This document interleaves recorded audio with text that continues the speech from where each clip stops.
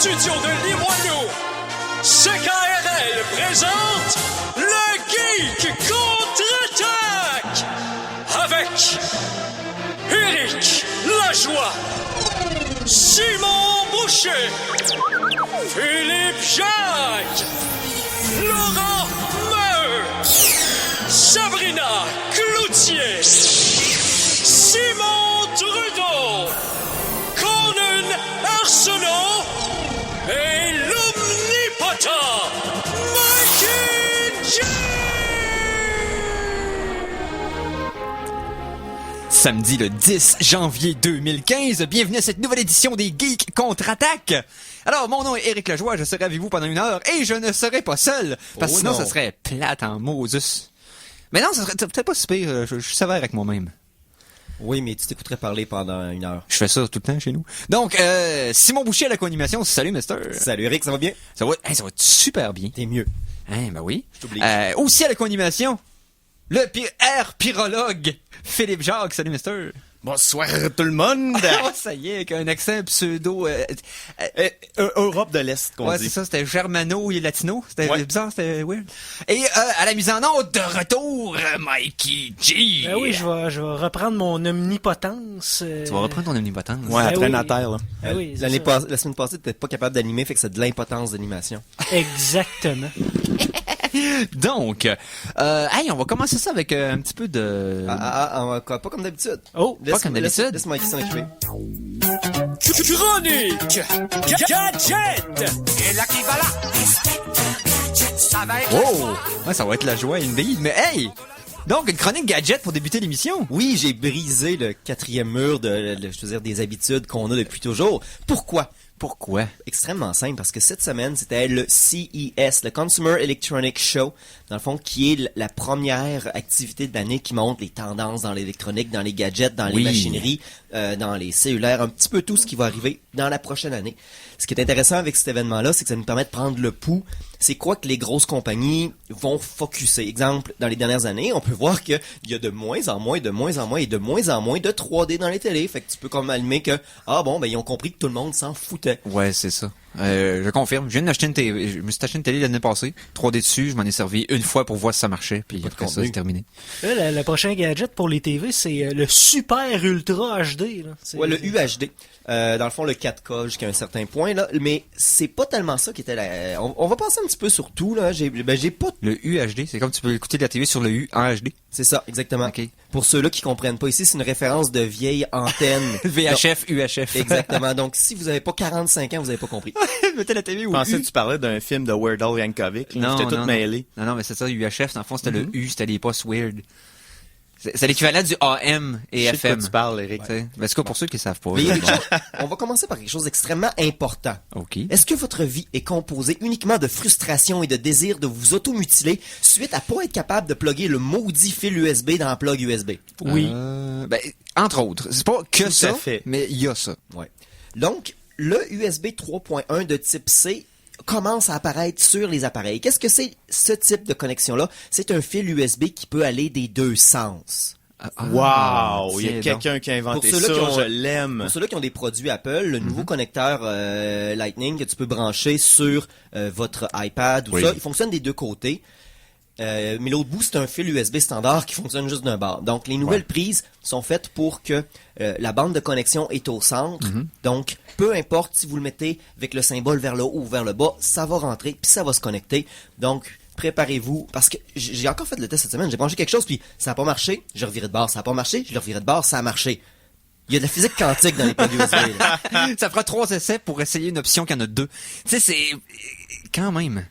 Quand même, c'est comme... Ouais. Donc, préparez-vous. Le standard vient juste d'arriver. Les premiers appareils vont commencer à apparaître. Si on parle de disque dur externe, des choses comme ça. En plus, c'est du USB 3.1. Il y a des choses intéressantes là-dessus, d'ailleurs, qui vont commencer à apparaître. Ça a beaucoup de puissance électrique. Ok. Il y a des, il y a des images d'un supposé nouveau MacBook Air qui est sorti, qu'il n'y a pas de prise de chargeur. Le nouvel USB serait assez fort pour charger un appareil au complet. Oh, OK. Donc, ça reste à voir exactement où est-ce qu'on s'en va avec ça. Mais, commencez-vous à préparez-vous à avoir des nouveaux types de USB. One wire to rule them all. Parce que ça va être ça, dans le fond, c'est qu'il y aura plus... 15 000 extensions de fil pour que tout fonctionne, ça va être un, puis tout On passe est par en là. route vraiment vers le Total Wireless qui va être Ouais, c'est dans ça. le futur très proche. Ouais, d'après moi. qu'on avait déjà discuté d'ailleurs de l'électricité transportée par voie des, Conduction, ouais. par conduction, par voie des airs, dans le fond, qui est, dans le fond, de l'électricité sans fil.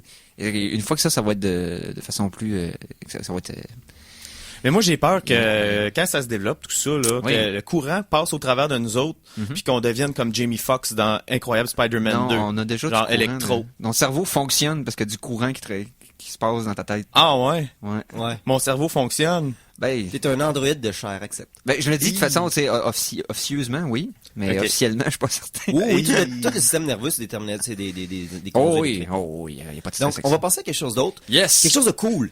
Mikey, toi, je pense que t'aimes les imprimantes 3D. Oui. J'adore les imprimantes 3D. Une des plus grosses compagnies, les MakerBot, c'est un des gros standards de l'imprimante 3D, viennent de sortir des nouveaux types de filaments d'impression qui sont capables de faire des effets de métal, de bois, et puis même de pierre, de pierre de sculpture. OK. Donc, Donc, c'est- la texture de ce qu'on va... Oh, OK. Fait que ça va texture- Même donner la les texture est 3D. ouais. Hmm. Donc, préparez-vous, ça devrait être de plus en plus intéressant. On se commence à se rapprocher lentement d'un équivalent du synthétiseur dans Star Trek. Réplicateur. Réplicateur. Ouais, le réplicateur dans Star Trek. Parce Wow. que là, ceux qui avaient suivi ça récemment, il y avait des problèmes sur la Station Spatiale Internationale. Puis maintenant, la Station Spatiale Internationale, elle a une imprimante 3D. Oui. Puis la NASA va envoyer par sans fil, donc par comme email, on pourrait dire, Oui. une clé. Ouais, Parce qu'on qu'ils avaient peut besoin réussir à usiner sur la station. à partir, ils ont envoyé un fichier de clé, les autres ils ont imprimé la clé qu'ils ont eu besoin, puis ils ont pu faire leur réparation avec ça. Oh. C'est quand même cool. Ça sauve Imagine des que vies. Tom Hanks aurait eu ça dans Apollo 13, là. Ça aurait été vraiment génial. Ouais. Quoi? Sinon, il y a les choses Parce classiques. que l'imprimante valait plus cher que toute la Moses de fusée à l'époque. Oublie pas ça, là. En fait, elle n'existait pas vraiment. Non, mais je parle de l'époque qui essayait de... Hey, ça va être long, là.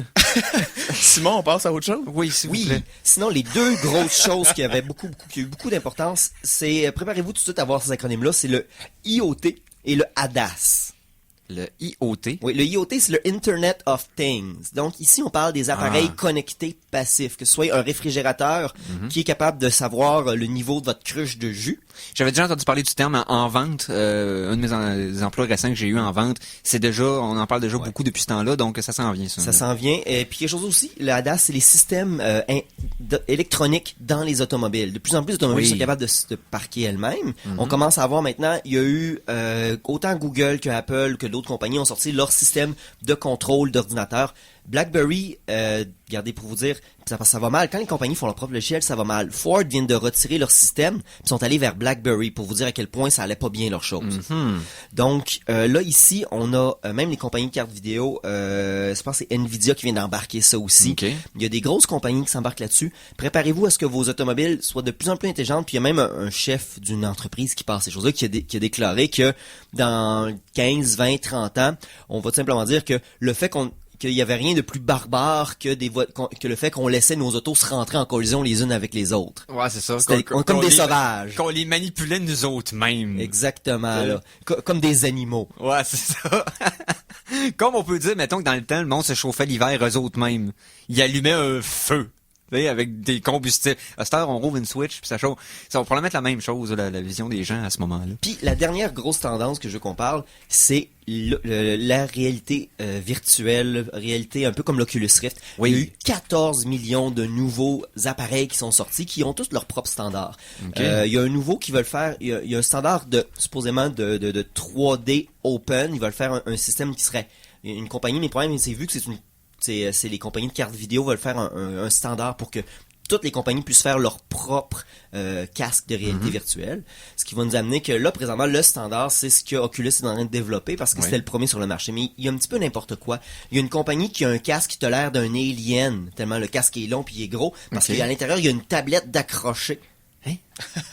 C'est un C'est gros casque pratique. avec des écouteurs, puis à 30 cm de tes yeux, à l'intérieur, il y a une tablette d'accrocher, puis des affaires comme ça. Il y a n'importe quoi présentement. Il y a des appareils que ça a l'air d'être des écouteurs que sur le dessus, ce qui est sur ta tête, tu le twistes, puis tu le mets devant tes yeux. Ok. Donc, il y a plein d'appareils qui permettent donc de les cacher quand tu t'en sers pas comme des écouteurs réguliers. Il y a plein de petits trucs qui s'en viennent là-dessus, fait que ça va brasser beaucoup dans la Paraîtrait prochaine même que Nintendo planche sur un Virtual Boy 2. Wow. Mais ce qui est intéressant avec Non, c'est Nintendo... pas vrai, c'est pas Le vrai. simulateur de mal de Mais- tête tout à l'heure. Mais t'es pas complètement tard, parce que présentement, Nintendo sont en train de faire affaire pour acheter des écrans flexibles et non standards. Quoi? C'est ils sont un de leurs fournisseurs, ils ont fait des grosses commandes, puis ils font des essais. C'est probablement pour des prototypes d'appareils qu'on verra Ouais. peut-être même pas. Mais c'est des écrans qui ont pas nécessairement une forme rectangulaire. Donc ça peut être des écrans de toute forme puis qui seraient flexibles. Vers quoi qu'ils s'en va, je le sais pas. Nintendo sont en train de faire une grosse poussée vers les appareils médicaux puis ces choses-là. Donc le bien-être en dehors du jeu vidéo. Fait que j'ai hâte de voir ce qu'ils vont nous amener là-dessus. Mais c'est pas pour tout de suite. Yes. Hey, on prend une petite pause dans les dans les actualités, la chronique gadget dans le fond. Oui. Et on va y aller un petit peu en musique, Mikey Boy. Oui. La chanson de la semaine. Chanson de la semaine numéro 1 sera fournie gracieusement par moi-même. La deuxième sera fournie par Philippe Jacques. On s'en reparle dans la deuxième demi-heure. Tout à fait. Il y a plein de surprises dans la deuxième demi-heure. C'est fou, c'est fou. C'est fou. Donc, première chanson. Je suis en train de faire du ménage de mon ordinateur, plus particulièrement dans mes MP3. Et là, j'ai redécouvert un paquet de mes vieux remixes que je gardais depuis des années sur mon ordinateur. Donc, je vous sors de mes propres boulamites du jeu Contra. Ah, ouais. Là, Quel tu me jeu. gâtes. Un des seuls jeux où ce que si tu jouais pas qu'un cheat code, t'étais pas capable de jouer tout court. Pas grand monde qui ont réussi de passer avec 3 vies, là. Tu sais, qu'on connaît, là. C'est quasi impossible, mais il y a des gens. Ouais, il y a des des gens qui qui ont ont des... fait, ouais, je sais, mais je veux dire, c'est pas évident, Je pense que c'est des mutants, en fait. effectivement. Donc, le code de 38 est nécessaire pour jouer à Contra. Et on va entendre du Stage 2, dans le fond, l'écran où c'est que t'étais comme pas en first person, mais que t'avançais dans le couloir, là. Puis tu tires sur une genre de porte avec des C'est yeux ça. qui allument. Oui, donc c'est la musique de ce stage-là. Ça s'appelle Snowfield, le remixeur s'appelle Tefnik, et bien sûr, ça provient de ocremix.org. Donc, on vous revient tout de suite après au Geek Contre-Attaque.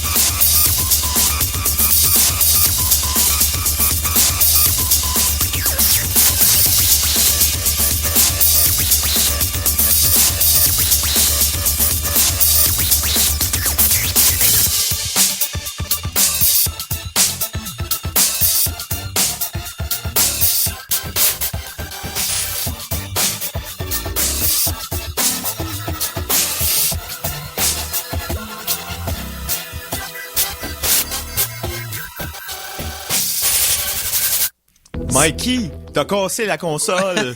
Ouais, désolé. Et c'était Snowfield, tiré du jeu Contra par le remixeur Tefnek. Et ça, c'est disponible sur ocremix.org, bien sûr.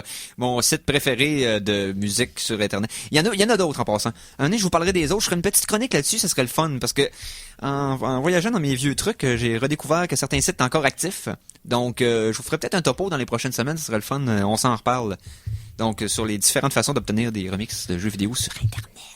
On se créera en 96. Mon trouble obsessionnel compulsif me commande de faire la chose suivante. Oh. Mikey. C'est maintenant l'heure de vous informer. Voici les Geektualités avec Simon Boucher. Donc, Mikey, ça en pouvait plus. Non, en fait, qu'est-ce que j'ai fait? J'ai pris ce qui me restait de générique dans le CES avec des petits trucs que j'avais dans mon sac à malice. Parce Oui. que j'ai plein de choses. Donc, Et puis j'ai tout groupé ça ensemble. Fait qu'on va se faire des petites actualités. Parce que là, je voyais que Mikey, il filait pas, là, il en avait besoin. ouais. C'est pour ça que j'ai cassé la console. Ouais, les Geektualités en vrac avec Simon Boucher. Oui, mesdames et messieurs. Première chose, on va rester encore un tout petit peu dans CES. Non, c'est vrai, c'est plus CES maintenant. Devinez quoi? Bon, prochain Windows, ils vont sortir Windows 9, ça va vers Windows 10. Mais il y a quelque chose d'intéressant avec Windows 10. Il va avoir un nouveau navigateur Internet. Et ici, je ne parle pas d'une nouvelle version d'Internet Explorer. Microsoft est en train de sortir un nouveau navigateur Internet pour remplacer Internet Ils Explorer. vont l'appeler Bing. Parce que vu qu'ils sont incapables, non, premièrement, le mot de code est Spartan. Bon, bien sûr, référence à Halo. On l'aurait deviné. Dans le fond, ils veulent complètement refaire un navigateur moderne, puis ils veulent aussi couper, parce que Internet Explorer, on se le cachera pas, là, c'est comme le ridicule. Mais en fait, qu'il y a encore ils peuvent Internet pas sauver. Non, c'est ça, parce qu'avec Internet Explorer encore, c'est l'équivalent de garder un chien pendant 21 ans. Le niveau plus clair, il entend plus, il marche plus. Tu sais, je veux dire, à un moment donné, Mais avant,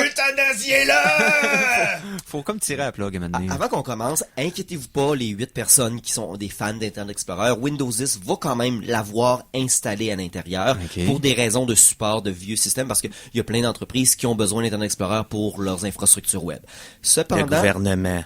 entre autres. Entre Cependant, le nouveau navigateur va avoir plusieurs petites choses. Beaucoup de support pour... Présentement, Microsoft force beaucoup sur leur tablette Surface. Donc, beaucoup de support pour les stylets.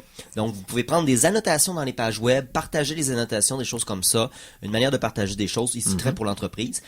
Plus intéressant, ils vont intégrer Cortana. Encore une référence à Halo. C'est quoi Cortana? C'est leur Siri. C'est leur série, hein. Et voilà, c'est leur Google Voice. C'est leur truc qui leur permet de parler directement à ta tablette ou ton ordinateur pour faire tes recherches.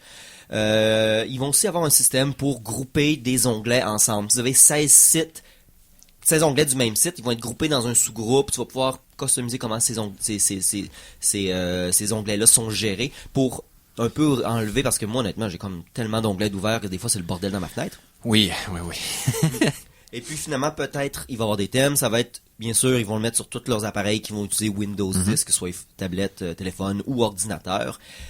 Et il va y avoir une dernière chose très, très, très intéressante. Quand vous le partez pour la première fois, il y a un gros bouton rouge qui vous permet de downloader Chrome. Ça, je pense que c'est ça.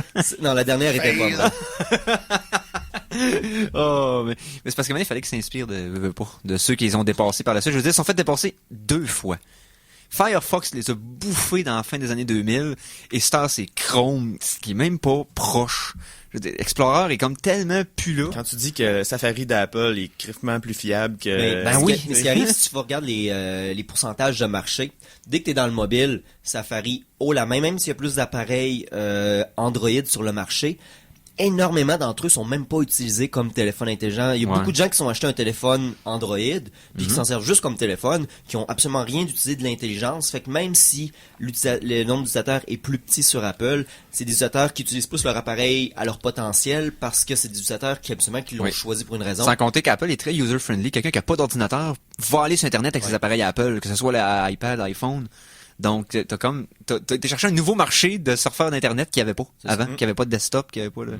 Fait que, mais, regarde, Internet Explorer s'est fait complètement démolir. Désolé. Oui, tout Désolé. C'est comme le petit enfant handicapé, là, mais là, Quoi? C'est une histoire compliquée. Okay. Hein? C'est quoi cette Une sorte de métaphore, là? Ok, on va passer à autre chose. Ouais, c'est ça, je Avant pense. que... Hey, est-ce que vous aimez James Bond? Oui, Yeah. mon Dieu, oui. Est-ce que vous aimez les bonnes nouvelles? Oui. Ça m'arrive, oui. Là, je commence à aimer ça, ta phrase. Bon. Ian Flemings, Oui, est mort Oui. depuis environ 50 ans. tout à fait. C'est quoi que ça veut dire? C'est le créateur en passant. Oui. Selon les lois internationales de la majorité des pays du monde, James Bond est maintenant libre de droit. Oui, c'est vrai. Hein? OK, ici, faites attention. C'est uniquement l'œuvre de Ian Fleming qui, dans certains pays, ici l'Europe, c'est pas encore le cas parce que l'Europe ont 70 ans. Sinon, les États-Unis d'Amérique, grâce à des loopholes créés entre autres par Disney et d'autres compagnies pour garder le contrôle, ça peut dépasser quasiment 100 ans de contrôle. OK.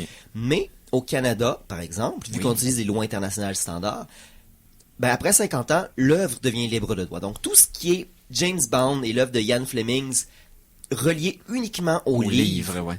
Donc, moi, je pourrais écrire un livre de James Bond, que mon personnage s'appelle James Bond. Puis c'est la continuité des histoires. Exactement. Ça aurait rapport avec les... La seule chose, puis je pourrais le vendre au Canada sans problème. Mais si j'aurais le malheur d'utiliser quelque chose qui est plus relié au film, donc que dans les livres, James Bond, son martini le buvait d'une telle manière, mais dans les films, pour rendre ça plus hot, c'est un martini avec des serpents ou quelque chose de genre. Si je fais référence au martini à serpent dans mes livres, ben là, je me fais poursuivre par les studios de cinéma, ils prennent tout ce que je possède, puis ils détruisent toutes les choses que j'aimais. Ouais. Donc, c'est comme écrire dans un champ de mine. Exactement. Mais, maintenant, votre fanfiction de James Bond peut enfin sortir. Oui. Ainsi, il y a un bon exemple de quelque chose qui vient uniquement des films. Le chat, c'est à Blofeld de chat, ouais. Oui. Le chat à Blofeld vient des films et non pas des livres. Ah. Fait Donc ça ne pourrait pas être utilisé. Mais vous pourriez utiliser le personnage dans vos choses. OK. Parce qu'il est arrivé la même chose avec Conan, dans le fond, quand il y a eu le gros... Arsenault? Non, pas Conan Arsenault, Conan. barbare. Conan le barbare dans les années 70. Autant dans Marvel Comics et les films. C'est tout arrivé au moment où que l'œuvre de Robert Howard, celui qui a créé Conan dans les années 10-20, c'est 50 ans après, dans le fond, son décès. Et là, ils ont pu commencer à sortir des histoires parallèles, des livres aussi qui ont sorti. Donc, ce phénomène-là, on le voit en récurrence, mais là, c'est gros. Pour James Bond, c'est gros parce que, ou non, ça va peut-être nous amener, exemple, des jeux vidéo qui vont être basés sur l'univers, qui sont pas obligés de faire affaire avec Ion, qui va lui plugger, mettons, de mettre la face à Daniel Craig obligé, ou Mais des choses c'est comme pas ça. tout de suite. Parce que là, ce jeu vidéo-là, il pourrait juste le vendre au Canada Ouais, dans certains ouais. pays. OK, ouais. T'sais, ils feront jamais ça. Ouais, Mais c'est moi, je pourrais écrire un livre puis le vendre au Canada dans un petit marché. Puis appeler ça, mettons, les aventures érotiques de James Bond. Mettons. C'est l'idée que t'as Mettons. dans la tête. J'ai pas du tout un manuscrit. J'ai Non, un c'est ça. feeling que toute ta chronique-là était juste que tu plugues cette phrase-là, Simon. Non, je viens de l'inventer, mais c'est Tu pas viens de grave. l'inventer? Oui. OK. Ça fait peur, hein. Ça fait peur un petit peu. Hey, parlant de martini avec des serpents, Hein? On parlait de ça, non? OK, ouais, il y a un transition. projet vraiment sur Kickstarter, c'est le Somabar. Le Somabar. Somabar, en un mot. Ici, le mot-clé, c'est bar. OK. Qu'est-ce que c'est que le Somabar? Pensez, c'est un appareil KitchenAid à faire des drinks. Wow, un barman Un robot barman. de maison. Dans le fond, c'est une machine avec de l'espace pour mettre je pense que c'est 6 ou 8 cylindres contenant de l'alcool. Puis l'appareil, à l'intérieur, il y a des centrifugeuses, il y a des ci, il y a des ça. Ok. Et avec une application sur téléphone, vous pouvez lui dire « Fais-moi mes drinks d'après ce que vous avez dans ça. » Donc, Ok. fais-moi mon martini, puis là, il te le sort en avant comme d'un genre de petit robinet. En plus, C'est il est tout ça. parfait car il est parfaitement mélangé et Ah. parfaitement dosé. Donc, vraiment, le projet est sur Kickstarter. Est-ce que ça va marcher? On le sait pas. C'est une chance à la maison si, Si vous ça voulez vous fonctionne, essayer. Starfrit va sortir un équivalent. Et ça Air fera pas R2D Drink. Quelque chose du genre. Oh, wow. Une petite dernière en vrac avant qu'on passe à la Je pause. te parlais de Star Wars, hein? Ouais. Je fais jamais ça, moi. Est-ce que vous voulez qu'on parle de Star Wars? Ah, Ben, ben là, vous Colin. faites tout le temps. J'ai une bonne... Phil, tu te rappelles qu'on est allé voir la menace fantôme en 3D? Et oui, on a fait ça, nous autres. Oui, Le fight avec Darth Maul en 3D, c'était vraiment, vraiment on le a fun. pris notre argent, puis on l'a garoché dans le visage à George Lucas, puis on lui dit « Continue à nous faire mal Oui, on est masochistes, on est nanardeurs, c'est normal. Ouais, c'est ça. Les deux autres de la trilogie, la deuxième trilogie, devaient sortir, Moi, mais ça a par été la suite. annulé quand Disney a acheté les droits. Bien, bonne et ou mauvaise nouvelle, des versions 3D des 6 épisodes seront disponibles, parce que vu que les transferts étaient déjà faits, 6? Wow. oh Au, oui, au cinéma? et ça va être pour le cinéma. Ça Wow. sera pas nécessairement dans tous les cinémas, mais ils vont essayer de faire des sorties, des fois dans des événements ou des endroits Je t'avouerais que moi, je veux les voir, toute la gang en 3D, même l'épisode 2, même l'épisode 3, Ben, je sais mais pas si- la trilogie Je originale. sais pas si vous y pensez, là, mais il y a une scène dans toutes les 6 qu'en 3D, là, je vais pleurer quand ça va arriver. L'attaque de l'étoile noire dans le 4. Oh. En 3D? Et il y a les Ben, particules, ils aussi, peuvent faire de quoi de ouais. cool. Non, Ben, mais- l'attaque de l'étoile noire aussi dans Retour du Jedi. là. Non, le classique. La séquence qu'on a vue depuis 30 ans. Et pouf, en 3D, là. Ça, c'est plus cool qu'une course de pod racer. Ben, selon moi. Retour du Jedi aussi, c'est plus je me- cool. Je me fais Oui. une sandwich le matin, c'est plus cool qu'une course de pod racer. Il y a plusieurs auditeurs. Est-ce que vous voulez savoir des choses de plus cool qu'une course de pod racer? Il va y avoir un film de Ghost in the Shell avec Scarlett Johansson. Hein? C'est confirmé, ça, c'est des rumeurs? C'est confirmé. Fait que préparez-vous psychologiquement. OK. Dans un, Scarlett Johansson, cool. De 2, remake d'un animé japonais par les Américains. Et de 3, il va y avoir aussi un autre film animé japonais de Ghost in the Shell non relié à ça. Ouais, Ça ça, avait eux autres, ils vont tellement bien continuer. viré avec Dragon Ball. Ouais, c'est ça. On va en parler plus après la pause. Ouais, on parle après. De toute façon, après la pause, là, Simon avait pris le contrôle de l'émission pendant la première demi-heure. Je vous le donne. La deuxième demi-heure, On a un invité Ouais, on a un invité. qui est là puis qui Puis nous c'est juge. pas Phil, là. Il y a quelqu'un qui nous juge en silence depuis le début de l'émission. On vous en reparle tout de suite après la pause au Geek Contre-Attaque.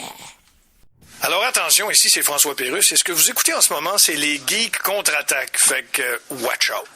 À CKRL 89,1.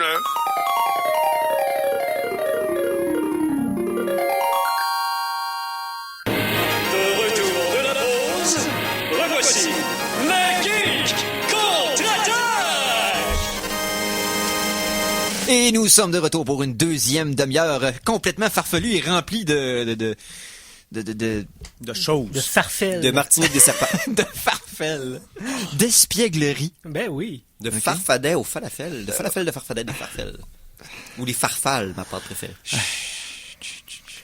Donc, ce qu'on va faire, c'est d'un, je pense que Philippe, la dernière fois que tu étais venu à l'émission, tu avais été à la mise en onde. Oui, tout à fait. Mais si on recule, t'as été un temps que t'étais moins disponible, donc Oui. je m'ennuie de ton thème. Fait que Mikey, s'il te plaît. Hein? Oui, quoi, qu'est-ce qui... Ah, ben oui. Ouais, hein? le thème de Phil. Non, Juste le c'est thème pas de- ça. C'est Hein? l'invité. Ah, Attends, non, je veux ton thème à toi avant. Je veux ton thème à toi avant. Bon, ah ben allons-y, gaiement. On t'ostine pas. Le fond du baril scruté à la loupe. Voici notre pyrologue, Philippe Jacques! Yes! J'avais besoin de ça. OK. Salut, Phil! Regarde, moi, j'estime pas l'animateur, c'est lui Ah non. le boss. tu sais. Ça va bien, Phil? Oui, toi. Oui, ça va bien, moi. Oui, ça va oui, très oui, bien, oui. Cette semaine, tu nous arrives avec du contenu pour la deuxième demi-heure, mais je pense que t'es pas seul pour nous en parler. Non, on a quelqu'un avec nous en studio, comme on l'a dit avant la pause. Ah, bon, ben, hey, Mikey! Oui. Il va starter des thèmes. Faut qu'il serve. Les Geeks du Contre-Attaque souhaitent la bienvenue à l'invité de la semaine! Yes! Donc, invité de la semaine des geeks, je vous présente Jean-Philippe Vachon. Salut, mister! Eh bien, bonjour.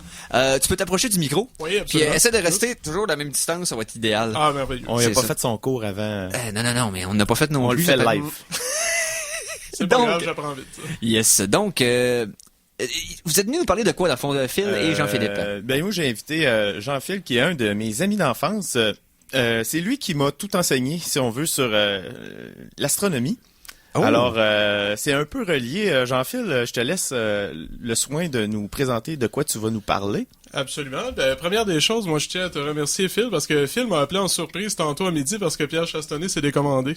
Ah! Donc, il fait pas venir Ouais. faire le sujet parce que semble-t-il qu'il a dégusté du mexicain un peu trop épicé. Donc, voilà, étant donné que je suis parfaitement l'équivalent de Chastonnet en termes d'aisance dans les ondes et en termes de connaissances, donc j'ai accepté de venir le dépanner. Ah, merci JP. De rien, y a pas de problème. On a droit au code Vachon ici. Ouais, Le code Vachon, exactement ça.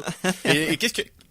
De quoi allez-vous nous entretenir, Monsieur Vachon? Aujourd'hui, je vous entretiens de la première sonde, en fait, qui va atteindre la très entre parenthèses planète Pluton en juillet 2015, après 9 ans de voyage. Hey, je pense que ça vaut un thème de chronique, ça. Encore, un Ok. autre thème. Un thème de chronique. Mikey. Chronique du Cosmos!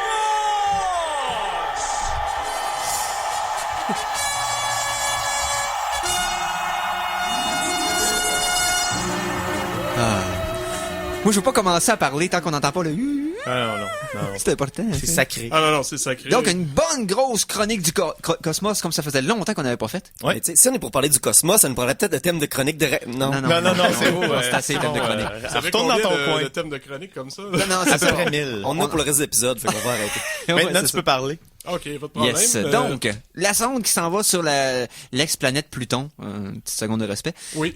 Donc, la sonde est partie en quelle année? 2006. 2006. Ça fait pas si longtemps quand même. Un bon 9 ans quand même. Moi, Elle Elle se 9 ans, nomme...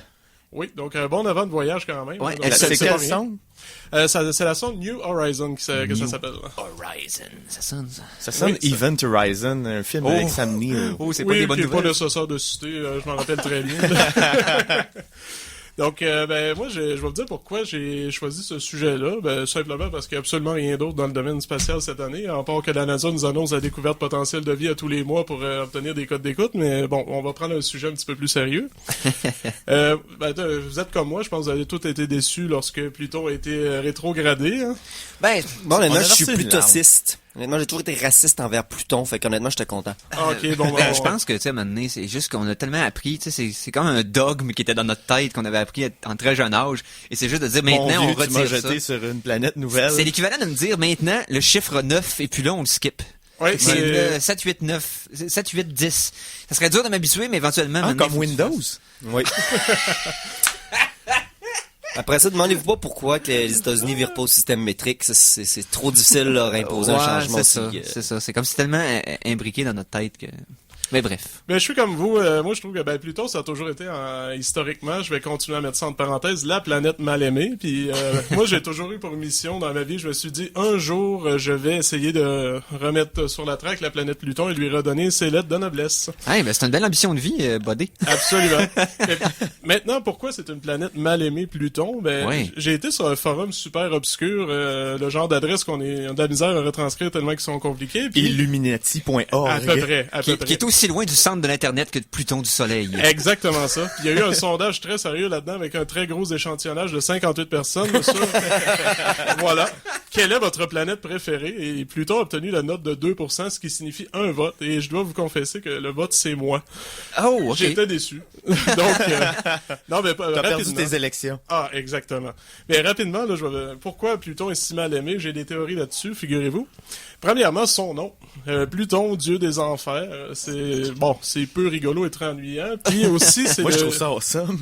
Ben, pas moi. Puis aussi, c'est le nom du chien de Mickey Mouse en anglais. Ça aussi, c'est peu rigolo et ennuyant, je trouve, personnellement. Ce qui est weird, c'est que c'est ça le fait dieu les pas de des ta vie, enfers. C'est le dieu des enfers, c'est lui qui mène les enfers. Mais c'est pas un démon. Non, C'est un dieu qui mène oui, les un enfers. dieu, quand même, c'est pas rien. C'est comme le chef de la prison, c'est pas un criminel. Vois-tu, j'aime ça. Voilà, c'est bon. Ça. J'aime ça. C'est le gars qui fait de la bouffe chez McDo, c'est pas un cuisinier. Mais C'est bon. On s'égare. On dérive dans l'espace. Puis en plus, Pluton, ben, elle a une orbite pas claire. Elle empiète sur Neptune, dans le chemin. C'est fatigant. C'est la seule planète qui a pas été visitée par l'émission Voyager. Au départ, saviez-vous qu'elle a été annoncée comme étant aussi grosse que la Terre? Ben, finalement, c'est pas vrai. C'était la plus petite planète du système, plus petite que la Lune, même. Donc, c'est vraiment toujours des histoires qu'elle a été rétrogradée. Elle a rien de distinctif. On envoie une sonde, puis en cours de route, on découvre des choses qui vont mener justement à la triste nouvelle que c'est plus une planète. dans le fond, que la sonde soit pas capable de se poser dessus parce que la sonde va être plus grosse que Pluton. Quasiment possible, oui. Exactement. Puis si vous prenez le temps d'y penser, il y a combien de vedettes qui viennent de Pluton? Il y a personne de connu qui vient de Pluton. Non, Exactement. c'est ça. Moi aussi, j'ai cherché, j'ai trouvé personne qui Ouais. est Au début, je originaire de pensais Pluton. que là, les c'est vraiment Kardashians venaient de là, mais non, c'est pas vrai. Fait qu'il y a personne.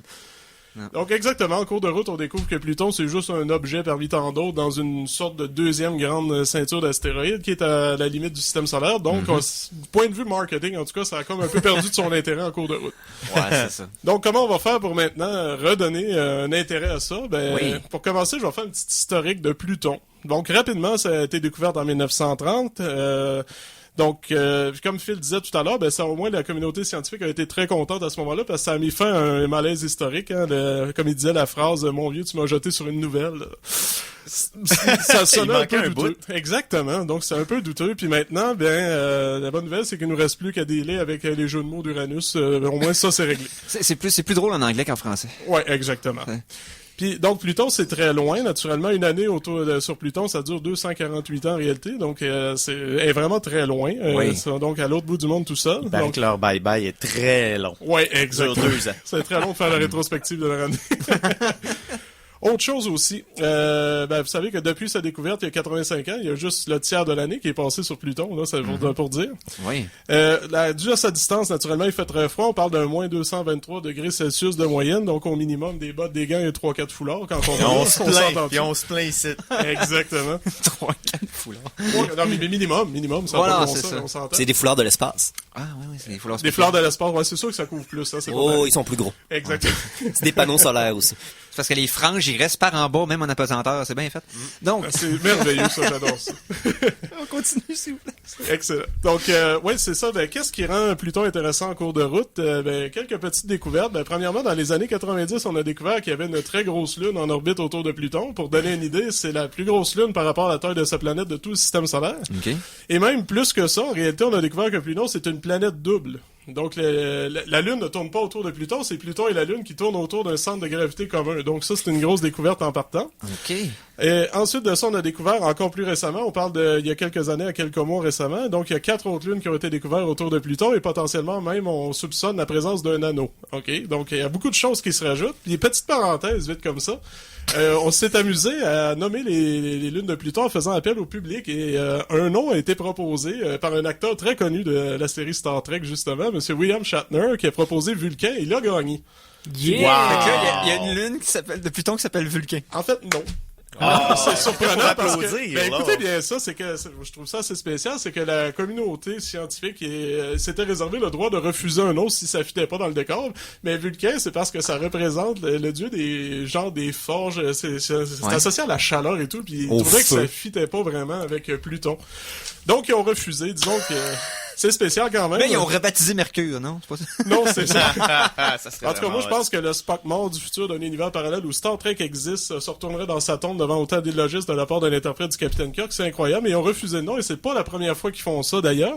Il y avait un module de la station internationale il y a quelques années qui devait être nommé par le public. Puis pour rire, un comédien américain avait décidé de proposer son nom.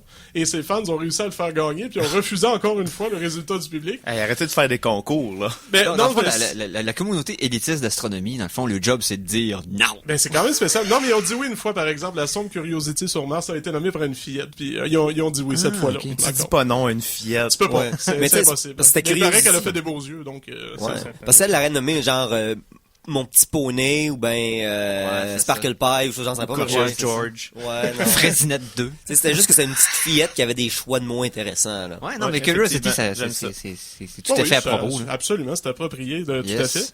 Puis, entre-temps, pendant que la sonde est partie, on a eu des nouvelles technologies pour voir mieux avec des puissants télescopes dont Hubble qui a Oui. participé, puis on a réussi à voir un peu moins flou plutôt, puis on s'est rendu compte qu'il y a une géologie très complexe qui a mené à la supposition très potentielle qu'il y aurait un océan d'eau liquide sur Pluton. Sous la croûte de glace, bien évidemment, à cause Wow. des forces de marée de sa mégalune en orbite. OK, dans le fond, toute la rotation puis les deux les deux champs gravitationnels qui s'opposent Oui. feraient en sorte que le corps pourrait être en vie dans le fond de la Oui, planète. et imaginez si on avait une lune 3 fois plus grosse dans le ciel ici, les forces de marée que ça ferait, ben imaginez cette force-là emprisonnée sur une croûte de glace, et là-bas, on est à peu près sûr qu'il y a de l'ammoniaque dans l'eau, ce qui abaisse la température à laquelle l'eau reste liquide, donc potentiellement, oui, il y aurait un océan d'eau liquide en dessous de la croûte de Pluton. Donc, on s'attend à des geysers et on a vu à la surface de Pluton que la géologie est très complexe et renouvelée sans arrêt. Ça confirmerait la théorie.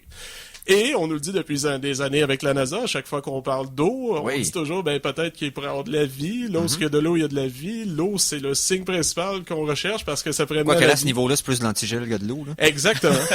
Ouais, mais je veux dire, ça empêche pas certains médecins de vivre. Continue, Les on élabore pas controverses, là-dessus. les controverses. On élabore pas là-dessus. Donc, tout ça pour dire qu'on s'entend, la sonde n'est aucunement équipée pour vérifier quoi que ce soit par rapport à ça, mais quand même, ça rend ça très intéressant de Ben ce oui, côté-là, parce ben oui. que, pour citer François Pérusse, quand on parle d'eau, ben la NASA, peut-être que, on sait pas, Ouais, peut-être c'est ça. que... Hey, Bon, ce qu'on va connaît tout faire ça. là, à ce moment-là, hey, on prend une petite pause Oui. dans ton sujet. On est à la mi-demi-heure. On pourrait faire une petite pause musicale. En passant, juste petite parenthèse vite. Je vais mettre une vidéo sur la page Facebook des Geeks Contre-Attaque. J'ai une vidéo sur laquelle quelqu'un a fait une extrapolation si la Lune était aussi proche de la Terre que la station internationale. Et c'est une petite vidéo d'une quarantaine de secondes. Et je vous jure, ça donne des frissons Ça tellement. doit être c'est- impressionnant, en effet. Oui. En fait, c'est épeurant. J'ai eu un frisson dans le dos. Mais bref, je vous mets ça sur la page des geeks. Et donc, Phil, s'il te plaît. La chanson de la semaine 2! ton choix, c'est toi qui présente. Comme je vous l'ai dit tantôt, Jean-Philippe, c'est un de mes très vieux chums, alors j'ai pris une chanson pour lui faire plaisir. Donc j'ai amené avec moi, je crois, James Horner, de la trame sonore de Star Trek 2, le thème principal. Oh, de Star Trek 2. Fait que, hey, on y va avec James Horner, on va revenir tout de suite après pour la suite et fin des Geeks contre-attaque.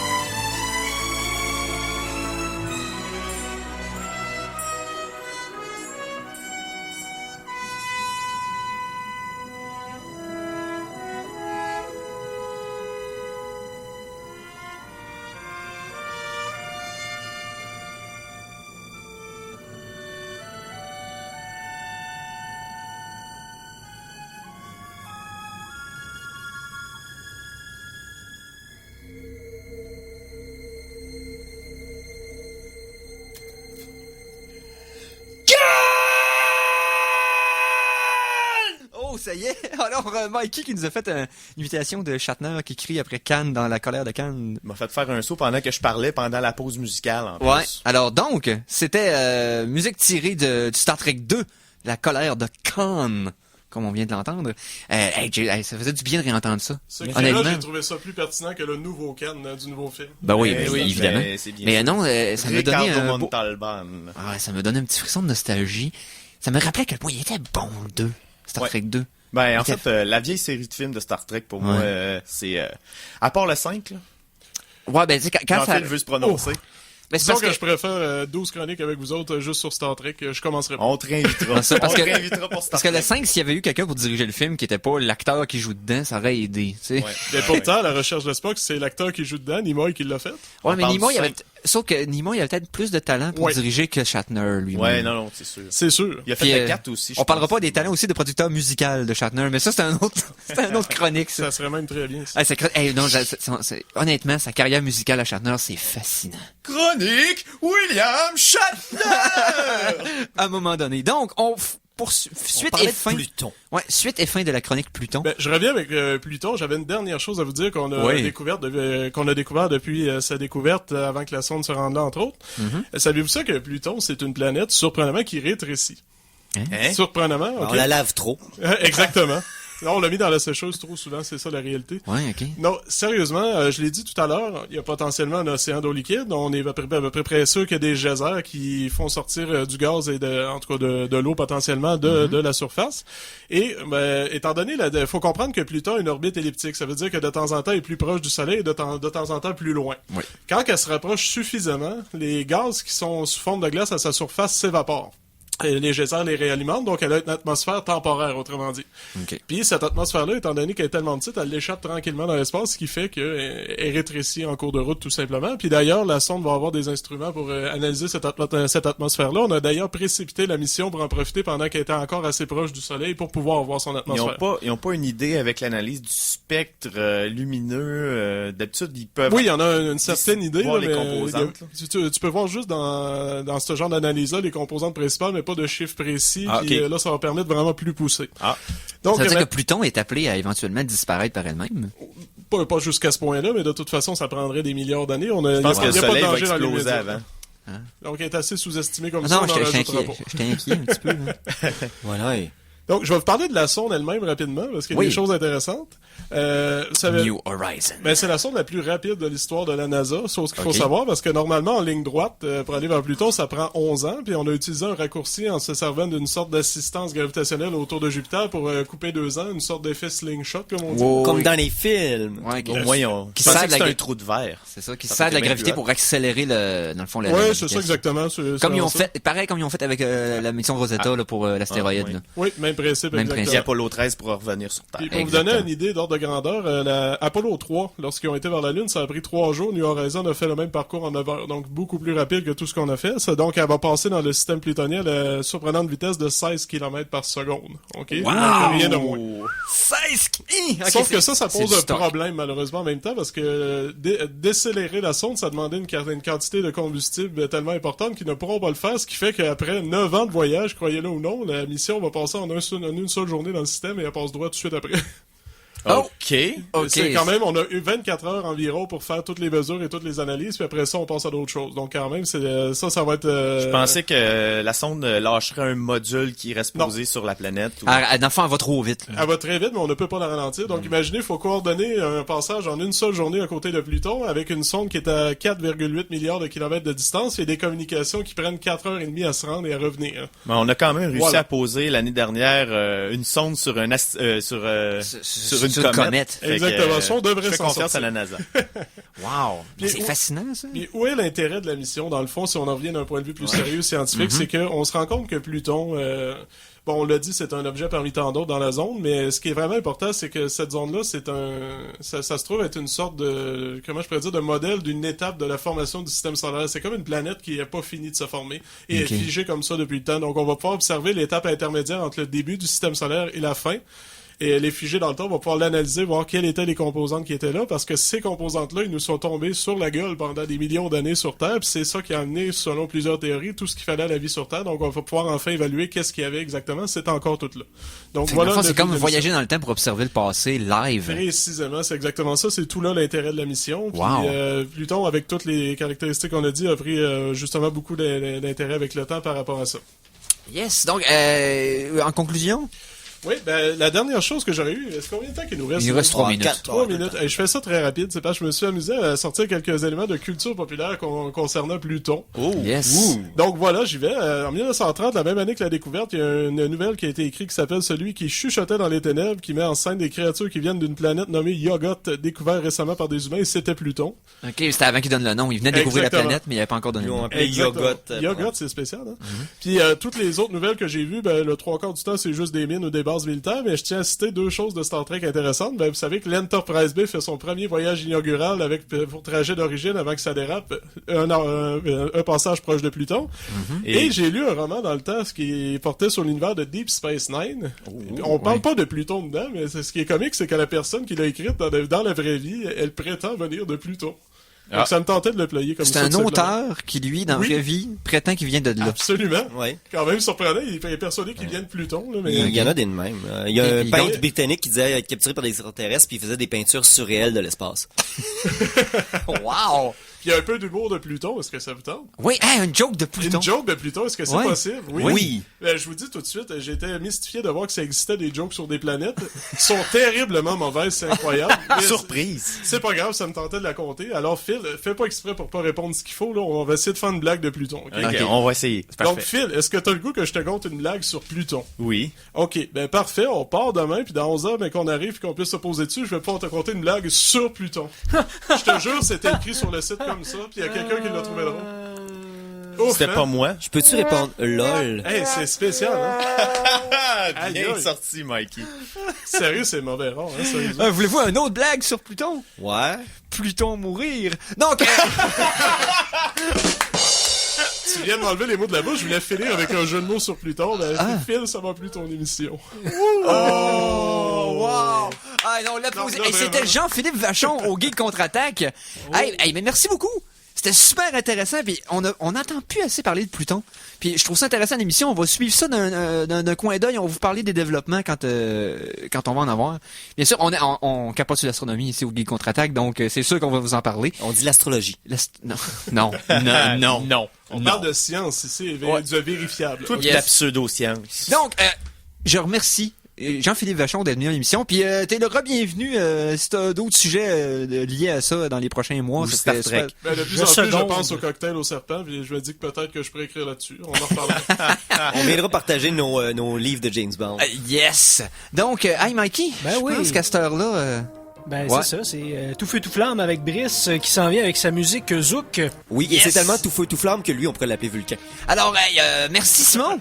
Oui, salut Eric. Hey, merci Phil! Fait plaisir. Non seulement d'avoir été là, mais d'avoir donné un invité super intéressant.